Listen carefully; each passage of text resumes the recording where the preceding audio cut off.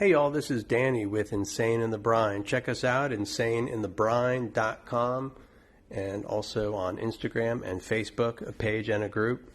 And there's going to be more content here, so I hope you'll subscribe. A lot of things about fermentation, but today I'm going to teach you about simple syrups. Specifically, this is a grapefruit simple syrup, but really simple syrup is so simple to make. It's just equal parts water or liquid and sugar. Now with grapefruit, there's already some sugars in the grapefruit juice, so you could dilute it partly with water, but I like not to. I just like to go full flavor with these generally. I've made a lot of different citrus simple syrups before. They're great with cocktails, to mix into tea, put on fruit salad or ice cream. There's all kinds of great uses with them. So, and you can also use them in conjunction with things you're fermenting, but that'll be another day that I'll talk about that. So I just had 2 red grapefruits, and with those I was able to come up with 1 cup, exactly 1 cup of juice. Now it doesn't have to be exactly 1 cup that you have. You just want to take whatever you end up with and make an approximately equal proportion of sugar, and then you're going to bring that to a low boil and then simmer it for about 15 or 20 minutes. And if you want a little thicker syrup, you could go longer, like 20 or 25 minutes. And there's my juice press right there. It just makes doing this so quick and easy, and a lot of the pulp gets trapped up in there.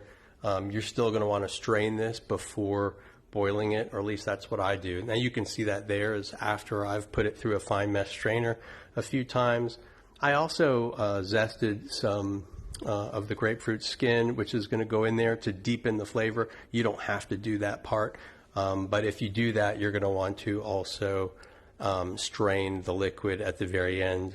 I kind of do that anyway. I just like to strain any liquids I'm using for soda or for syrups many times, so that there's really no bits that you're getting in there. You can see there's the equal portions of the liquid and the sugar.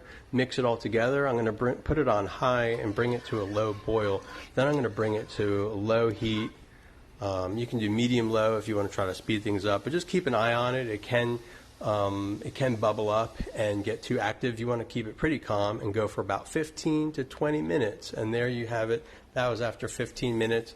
Go ahead and strain it again. It's going to be really hot at this point. I mean, it's steaming hot, and that's good. You can see the zest is going to get trapped in that fine mesh strainer.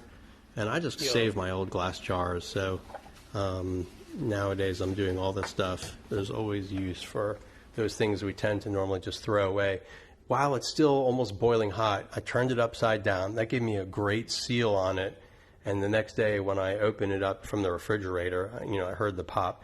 You don't have to do that necessarily. It's a good practice. But either way, once you've had something boiling like this and then kept in the fridge, it's going to last a long time. Mine tend to last anywhere from 9 to 12 months, and in some cases longer. And I'll usually use them up, long before I'm worried about them going bad. But just be mindful of that. I hope you like it. You can do this, as I said, with any citrus. And I didn't mention it. Hopefully it was clear. When you're simmering this, the lid should be off of the pot. You want that water to evaporate out and reduce. And that's going to give you that nice texture.